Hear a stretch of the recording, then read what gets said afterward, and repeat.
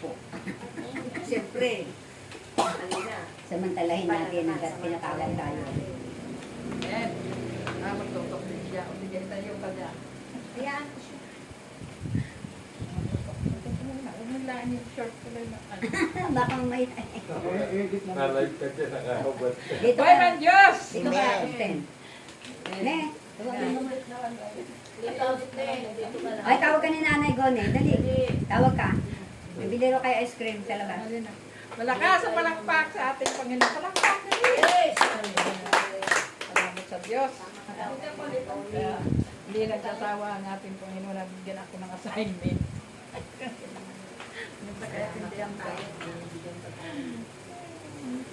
Ang pagkaganda po ng binayag na ating kapatid. Saka yung pagbasa natin ngayon, talagang, bakit ba hindi, lagi na lang niya pinapalala ng Panginoon na pagpapagaling. Siguro hindi mo talaga sa dami ng mga may sakit. Kailangan talagang pagalingin ng ating Panginoon. Amen? No? Na hindi lang sakit sa spiritual at sakit sa ano yun. Kaya lalo na yung ating kailangan pagalingin ng ating spiritual ba yung brother? Spiritual. Dahil ito ang importante na kailangan natin sa buhay. Ano yung importante yung Lahat nga importante, pero mas higit. physical, spiritual. Physical, spiritual na pagagalingin ng ating Panginoon. Amen? No? At na ang mga tao na kasama na Ano ba, kaluluwa mo lang pagagalingin, yung katawan mo, hindi. kahit nakasama ng mga tao ang Panginoon, minsan nawawala rin sila ng pag-asa. Hindi rin sila lubos na naniniwala na mismo sa harapan na nila ang ating Panginoon. Mapalad nga tayo kahit hindi natin nakikita ng personal ang ating Panginoon, nananalig tayo at nananampalataya na kumikilos ang bawat isa sa atin ang ating Panginoon. Amen?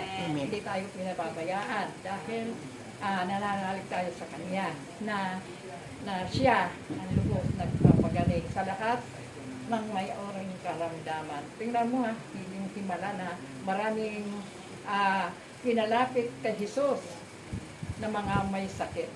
Iba-ibang karamdaman ang nandoon. No?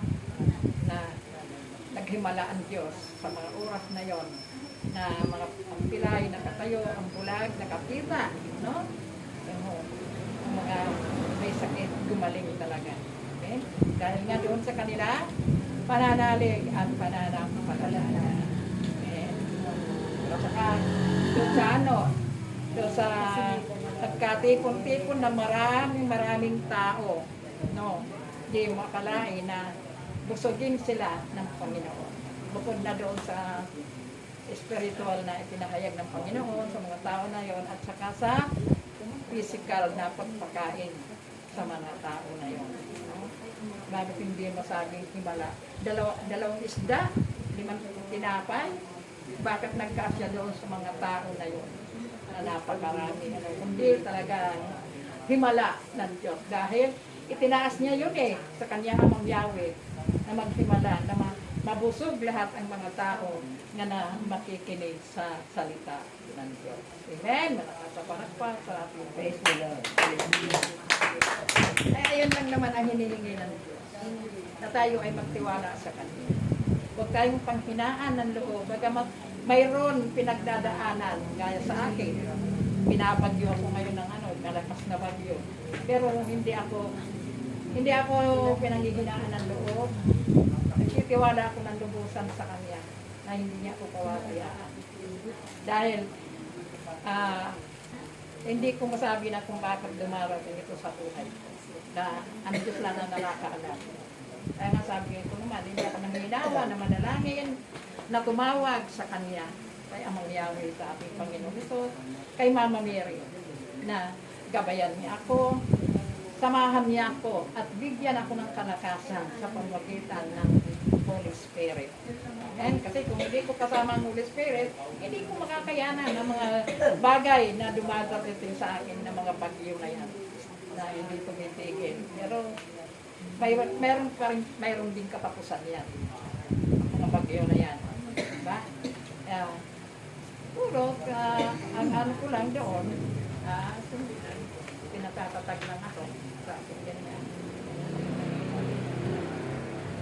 Kung paano na pinatatatag ng Panginoon ang mga taong mga nananampalataya sa Kanya, sa natin. Kasi, siyempre, hindi naman yan